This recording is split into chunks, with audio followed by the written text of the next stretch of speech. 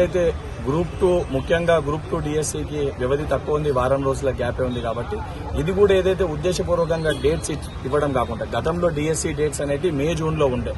So గతంలో మరొకసారి TET నిర్వహించాలని ఆ రోజు యువకులు ఒక రిక్వెస్ట్ మేరకే సుమారు 4 లక్షల మంది మళ్లీ టెట్ అప్లై చేసుకుంటూ మరొక అవకాశం టెట్ కల్పించాలని విజ్ఞప్తి చేస్తే ఆ రోజు మే జూన్లో ఉన్న డిఎస్సిని పోస్ట్ పోన్ చేయడం జరిగింది. పోస్ట్ పోన్ చేయడంతో టీజీపీఎస్సీ అప్పటికే డేట్స్ ఇచ్చింది కాబట్టి ఈ డేట్స్ అవనేది దగ్గర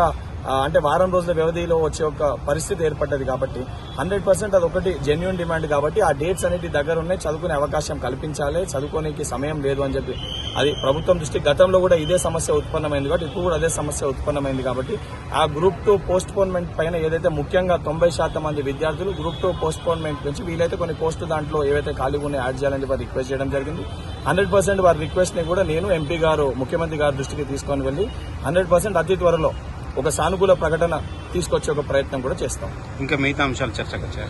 మిగతా అంశాలు ఏవైతే ఉన్నాయో గ్రూప్ 1 1:100 కానివ్వండి, లేకపోతే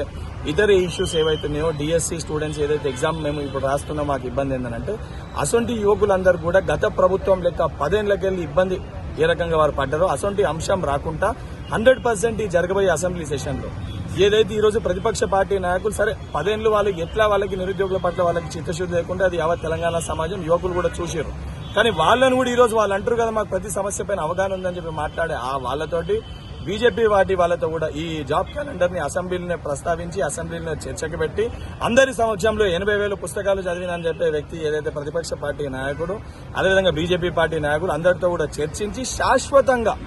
యువకులకు ఏదైతే కాంగ్రెస్ పార్టీ చిత్తశుద్ధి చాటుకునే విధంగా